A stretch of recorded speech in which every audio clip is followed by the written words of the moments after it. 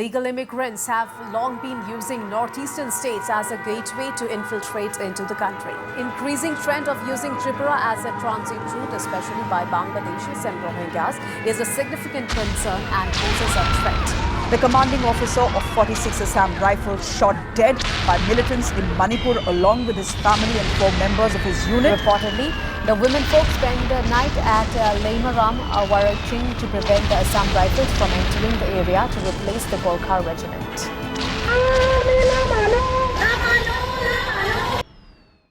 दोस्तों, politically and socially north east India काफ़ी sensitive है। चाहे बात करें उस 1% बॉर्डर की जो नॉर्थ ईस्ट के 7 स्टेट को इंडिया के मेन लैंड का हिस्सा बनाती है, या उन कई सारे इंसर्जेंट ग्रुप्स की जो नॉर्थ ईस्ट के कुछ हिस्से को एक इंडिपेंडेंट कंट्री बनाना चाहते हैं। Article 371, article 243, schedule 6 Indian constitution में कुछ ऐसे प्रोविजन है जिनकी वजह से इंडियन सरकार के लिए भी नॉर्थ ईस्ट की सोसाइटी में इंटरफेयर कर पाना काफ़ी मुश्किल है। अंगामीज, टैजिन, कुक्की, गारो, खासिस, बोरो, नागा ऐसे 220 से भी ज़्यादा एथनिक ग्रुप नॉर्थ ईस्ट की सोसाइटी को इंडियन सोसाइटी और कल्चर से डिस्टिंक्ट बनाता है। कुछ रीजन इतने रिमोट और बैकवर्ड है जिनकी वजह से लोगों के right to education, right to information, right to health और समटाइम राइट टू लाइफ जैसे फंडामेंटल राइट्स का वायलेशन होता है। ये सारे सिर्फ कुछ एग्जाम्पल है नॉर्थ ईस्ट इंडिया के socio political complexity and diversity का। एंड ऐसे कॉम्प्लेक्स और डाइवर्स रीजन में rule of law and justice deliver करना इंपॉर्टेंट होने के साथ साथ चैलेंजिंग भी है। बट इस चैलेंजिंग काम को शुरुआत से ही नॉर्थ ईस्ट की जुडिशरी का सबसे इंपॉर्टेंट इंस्टीट्यूशन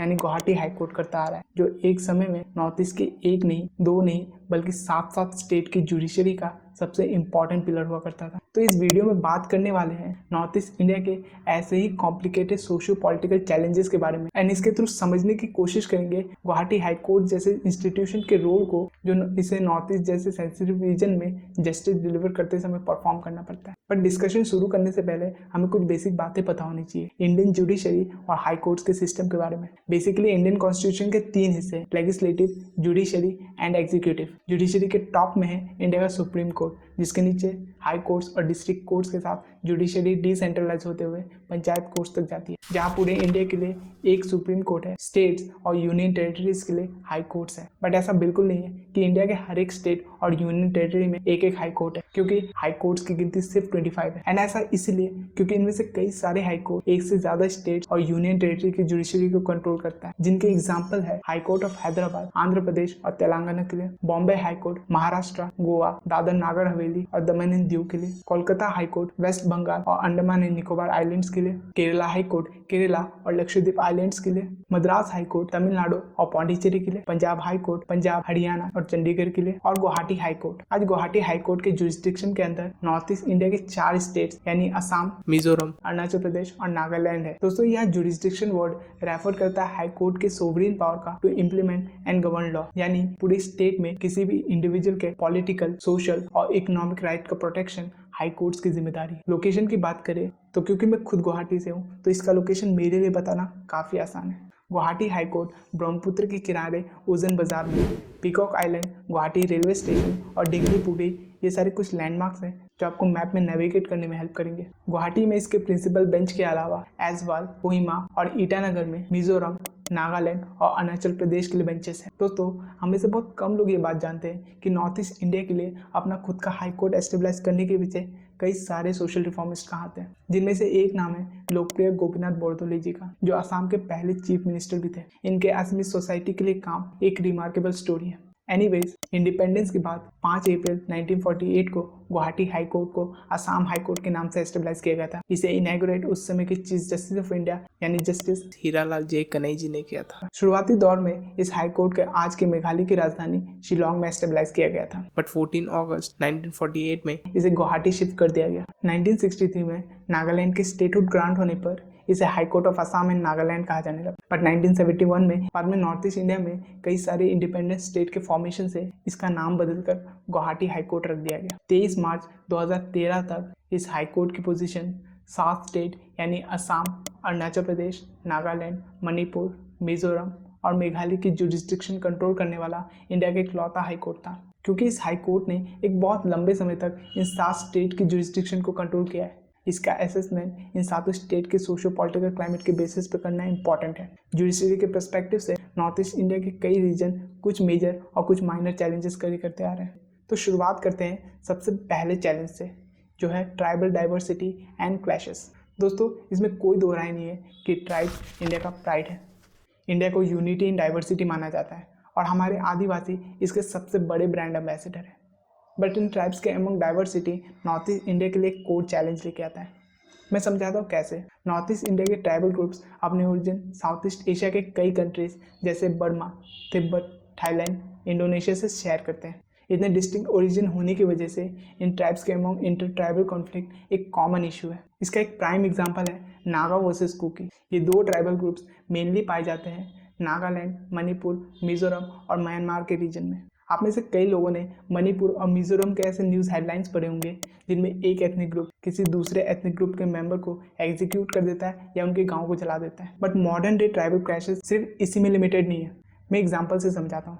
एक डायमेंशन है इन ट्राइबल क्लैशेस का, वह रीजनल पॉलिटिक्स में किसी एक ग्रुप का डोमिनेशन होना, जिसकी वजह से दूसरे ग्रुप को सफ़र करना पड़ता है। कई बार पॉलिटिशियन अपर हैंड में होने की वजह से पावर का मिसयूज़ करते हुए अपने राइवल ग्रुप को एंटी नेशनल साबित करने की कोशिश करते हैं और इस ट्राइब वर्सेस ट्राइब को स्टेट वर्सेस ट्राइब बना देते हैं, जिनकी वजह से ऐसे ट्राइब के अमंग पॉलिटिकल और लीगल रेमेडीज आना बंद हो जाती है। अगर ट्राइबल ग्रुप से उठकर कोई मेंबर स्टेट असेंबली में विधायक बन जाता है तो वो पूरे कॉन्स्टिट्यूंसी में अपने कम्युनिटी के लोगों को अनड्यू बेनिफिट देना स्टार्ट कर देता है। एंड ऐसे नेपोटिज्म और इनजस्टिस कॉमन है education institution, welfare schemes, government job, panchayat election और हर उस फील्ड में जिसमें पॉलिटिकल और इकोनॉमिक इन्फ्लुएंस यूज किया जा सकता है। दोस्तों, यह ध्यान देने वाली बात यह है कि ऐसे ट्राइब्स के अमंग सरकार और एडमिनिस्ट्रेशन को लेकर एक नेगेटिव इमेज बिल्ड हो जाती है, जो इस रीजन में इंसर्जेंसी और टेररिज्म जैसे फैक्टर्स को समझने का एक इंपॉर्टेंट एस्पेक्ट है। एनीवेज, ऐसे ट्राइब के अमंग अपॉर्चुनिटी, इक्वालिटी और कॉन्स्टिट्यूशनल रेमेडीज जैसे फंडामेंटल राइट्स का प्रोटेक्शन और भी इंपॉर्टेंट हो जाता है। बट इस चीज़ों को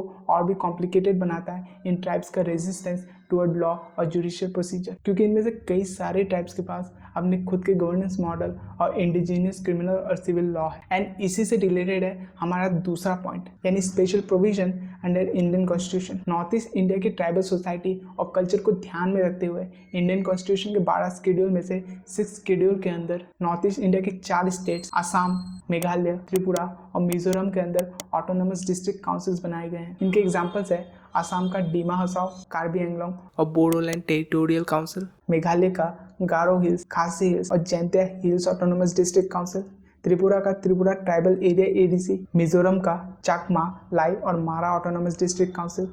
दोस्तों, मणिपुर का सादर हिल्स भी डिस्ट्रिक्ट काउंसिल्स का एक एग्जांपल है। इसका मेंशन भले ही कॉन्स्टिट्यूशन के 6 शेड्यूल में नहीं है, बट इसके पास एक स्टैट्यूटरी पोजीशन है। एनीवेज, इन ऑटोनोमस डिस्ट्रिक्ट काउंसिल्स यानी एडीसीज के पास फुल ऑटोनॉमी होती है land, forest, fisheries, social security, public health, tribal indigenous customs जैसे मैटर्स पर in terms of legislative, judiciary and executive, यानी ये अपने रीजन में लॉ बना भी सकते हैं, उनको इम्प्लीमेंट भी कर सकते हैं और इनका रिव्यू भी कर सकते हैं। एंड गवर्नर के पास ये पावर होती है कि वो डिसाइड कर सके कि इन ट्राइबल एरियाज में कौन से मैटर हाई कोर्ट हैंडल कर सकता है और कौन से इनके tribal councils. And Indian parliament के किसी भी लॉ और अमेंडमेंट के लिए इन ट्राइबल एरियाज को इन्फ्लुएंस कर पाना काफ़ी मुश्किल है। तो आगे समझते हैं। नॉर्थ ईस्ट इंडिया के 3 स्टेट नागालैंड, मेघालय और मिजोरम कॉन्स्टिट्यूशन के आर्टिकल 243M के अंदर एग्जेम्प्टेड कैटेगरी में आते हैं, जिनकी वजह से इन स्टेट में पंचायत सिस्टम एप्लीकेबल नहीं है। साथ ही पंचायत सिस्टम उन 4 स्टेट के ट्राइबल एरियाज में भी एप्लीकेबल नहीं है, जिनका मेंशन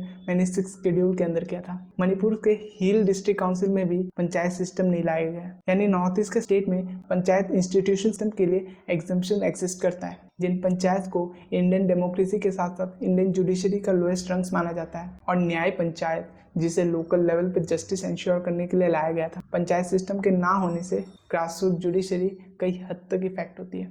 दोस्तों, तीसरा प्रोविजन है कॉन्स्टिट्यूशन के आर्टिकल 371 के अंदर, जैसे आर्टिकल 371A नागालैंड के लिए, 371B असम के लिए, 371C मणिपुर के लिए, 371G मिजोरम, 371H अरुणाचल प्रदेश के लिए। अगर मैं इन सारे आर्टिकल्स के प्रोविजन को डिटेल में बताने जाऊं तो वीडियो बहुत लंबा हो जाएगा, तो एग्जांपल से समझ लेते हैं। आर्टिकल 371A जिसके प्रोविजन नागालैंड में है, इसके अकॉर्डिंग नागालैंड स्टेट में इंडियन पार्लियामेंट के ऐसे कोई भी लॉ और एक्ट एप्लीकेबल नहीं है जो नागास के रिलीजियस और सोशल कस्टम से रिलेटेड हो, लैंड और रिसोर्सेज के ओनरशिप और ट्रांसफर से एसोसिएटेड हो, या इनके इंडिजिनियस सिविल और क्रिमिनल प्रोसीजर और लॉज को इफेक्ट करता हो। हाँ, ये प्रोविजन सब्जेक्टिव है नागा स्टेट असेंबली के अप्रूवल पे। एक और एग्जांपल है आर्टिकल 371G जो मिजोरम में। इस आर्टिकल के प्रोविजंस मिजो पीपल के रिलीजियस और सोशल कस्टम्स को, लैंड और रिसोर्सेज को, ओनरशिप को और इंडिजिनियस सिविल और क्रिमिनल लॉ को इंडियन पार्लियामेंट के लेजिस्लेशन से प्रोटेक्ट करता है। तो शेड्यूल 6 के अंदर ट्राइबल एरियाज में लेजिस्लेटिव, जुडिशरी और एग्जीक्यूटिव पावर्स, आर्टिकल 243 के अंदर पंचायत सिस्टम से एग्जम्पशन और आर्टिकल 371 के अंदर इंडिजिनियस सिविल और क्रिमिनल लॉ का प्रोटेक्शन। इन 3 एग्जाम्पल से हमें पता चलता है लॉ और लीगल सिस्टम का implementation through out north east काफ़ी इनकन्सिस्टेंट है। यानी कुछ रीजन में लॉ और लीगल सिस्टम वैसे ही काम करते हैं जैसे इंडिया के बाकी रीजन में, बट कुछ स्टेट्स और रीजन के लिए अपने कस्टमरीज लॉस हैं। कॉन्स्टिट्यूशन के इन स्पेशल प्रोविजन का इम्प्लीकेशन और इम्प्लीमेंटेशन नॉर्थ ईस्ट इंडिया में जुडिशरी के काम को और भी कॉम्प्लिकेटेड बना देता है। सिविल और क्रिमिनल केसेस में कोर्ट्स को इन प्रोविजन में इंटरफेयर किए बिना जस्टिस इंश्योर करना पड़ता है, क्योंकि ये सारे प्रोविजन ट्राइब्स के कस्टम और सोसाइटी को प्रोटेक्ट करने के लिए लाए गए। स्टेट और सेंटर के कोई भी लॉ या अमेंडमेंट इन्हें ओवर पास न कर पाए, इसकी जिम्मेदारी जुडिशरी के पास है। साथ ही केओस के टाइम में इन प्रोविजन का एग्जैक्ट डेफिनेशन और इंटरप्रिटेशन भी कोर्ट्स की रिस्पॉन्सिबिलिटी है। तो अब बात करते हैं नॉर्थ ईस्ट इंडिया के तीसरे चैलेंज की, जो कि है proximity to foreign countries. Land का 99% से भी ज़्यादा बॉर्डर फॉरेन कंट्रीज जैसे भूटान, चाइना, म्यांमार और बांग्लादेश से शेयर करता नॉर्थ ईस्ट हाईली वल्नरेबल है क्रॉस बॉर्डर रिस्ट्रिक्शंस और इलीगल इमिग्रेशन का। इन फॉरेन कंट्रीज़ का इतनी प्रॉक्सिमिटी में होना नॉर्थ ईस्ट इंडिया के लिए एक और इम्प्लीकेशन लेके आता है। आप में से कई सारे लोगों ने गोल्डन ट्रायंगल के बारे में ज़रूर सुना हो। गोल्डन ट्रायंगल रेफर करता है उस रीजन को जो कि म्यांमार, लाओ और थाईलैंड के बॉर्डर को कनेक्ट करता है। ये रीजन फेमस है ओपियम प्रोडक्शन के लिए।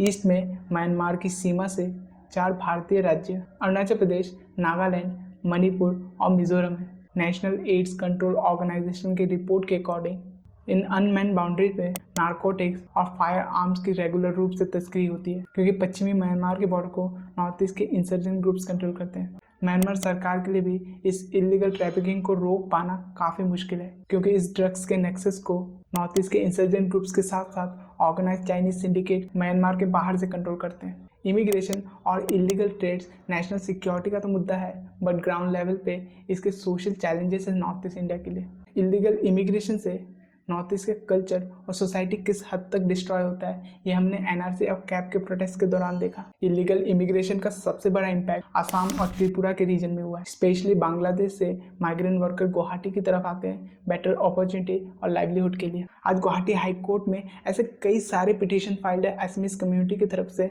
जिनमें वो अपने कल्चर के लिए जस्टिस डिमांड कर रहे हैं इन बांग्लादेशी माइग्रेंट वर्कर्स से। और जहाँ तक बात करें नारकोटिक्स और इलीगल ट्रेड की, तो आपको याद होगा ट्राइबल क्लैशेस के पॉइंट को एक्सप्लेन करते हुए मैंने समझाया था कि किस तरह ट्राइबल क्लैंस एक दूसरे को एंटी नेशनल साबित करने की कोशिश करते हैं। एंड इनके आर्ग्यूमेंट्स में ड्रग्स और ओपियम का नेक्सस एक बहुत इंपॉर्टेंट रोल प्ले करता है। सभी एथनिक ग्रुप्स अपने राइवल ग्रुप को इस नेक्सस से एसोसिएट करने की कोशिश करते हैं। और इलीगल ट्रेड से नॉर्थ ईस्ट इंडिया में इंसर्जेंसी जैसे सोशियो पॉलिटिकल चैलेंज का फंडिंग होता है, जो कि हमारा चौथा चैलेंज है, इंसर्जेंसी।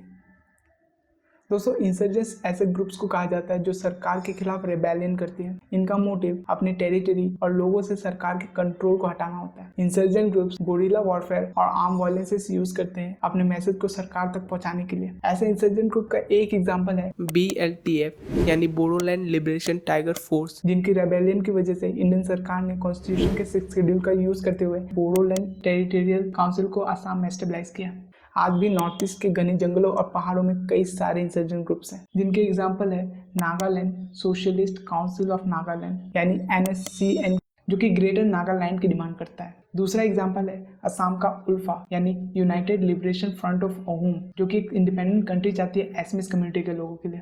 क्योंकि इंसर्जेंट ग्रुप्स आर्म रेवेलियन और रेड रेवोल्यूशन में मानते हैं, इनके प्रेजेंस में वायलेंस और इलीगल एक्टिविटीज़ देखने को मिलती है। और जिन रीजन या गांव में इनका इन्फ्लुएंस होता है, वहाँ पीस और जस्टिस का प्रोटेक्शन और भी इंपॉर्टेंट हो जाता है। बट क्योंकि इंसर्जेंट ग्रुप सरकार की अथॉरिटी एक्सेप्ट नहीं करना चाहते, तो जिन गांव में इनका इन्फ्लुएंस होता है, वहाँ पे सरकार और जुडिशरी के खिलाफ एक रिटेलिएशन देखने को मिलता है, जिनकी वजह से कोर्ट्स जैसे इंस्टीट्यूशन का यहाँ पे इंटरफेयर कर पाना और भी मुश्किल हो जाता है। दोस्तों, इंसर्जेंसी के मल्टी डायमेंशनल इम्पैक्ट होता है किसी भी रीजन में, जिसका एक एग्जाम्पल है बैकवर्डनेस यानी economic isolation, trade restriction, infrastructure का शॉर्टेज या वेलफेयर स्कीम के डिज़ाइन सेक्शन तक ना पहुंच पाना।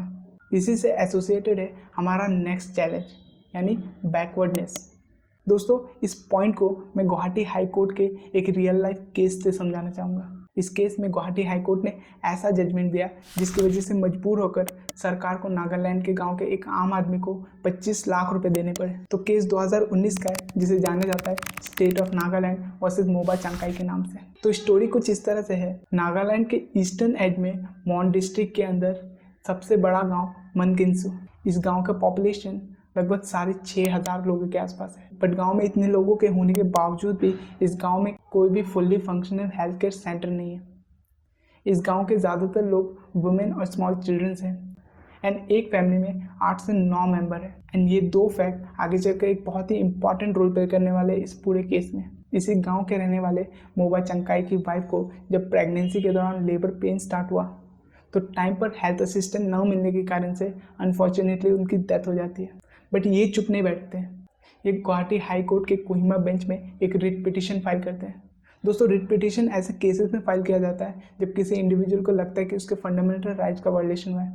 इस केस में मोबा चंकाई ने स्टेट गवर्नमेंट के खिलाफ ये आर्गूमेंट्स दिए कि right to live with good health and dignity उनके फंडामेंटल राइट्स हैं एंड वुमेन और चिल्ड्रंस के लिए एजुकेशन, सैनिटेशन और health care facilities state government की जिम्मेदारी है।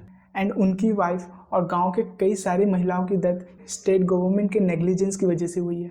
जब मैटरनल डेथ और चाइल्ड केयर पे रिपोर्ट आई तो गुवाहाटी हाई कोर्ट ने जस्टिस करते हुए केस मोबा चंकाई के फेवर में सुनाया। इस एक एग्जाम्पल से हमें पता चलता है कि सिर्फ एक इंस्टीट्यूशन के न होने की वजह से पूरे गांव के फंडामेंटल राइट्स दांव पे होते हैं। एंड ऐसे implication education institution, jobs, welfare schemes और कनेक्टिविटी जैसे इंफ्रास्ट्रक्चर के ना होने से भी हो सकता है। एंड ऐसे केसेस में लोगों के फंडामेंटल राइट्स का प्रोटेक्शन सुप्रीम कोर्ट और हाई कोर्ट जैसे इंस्टीट्यूशन की जिम्मेदारी है। तो इस पूरे वीडियो में हमने नॉर्थ ईस्ट से रिलेटेड 5 इंपॉर्टेंट पॉइंट्स को डिस्कस किया, जिनमें पहला था ट्राइबल डाइवर्सिटी एंड क्लैशेस, दूसरा पॉइंट था special provision under Indian constitution, तीसरा पॉइंट था प्रॉक्सिमिटी टू फॉरेन कंट्रीज, चौथा इंसर्जेंसी और पांचवा बैकवर्डनेस।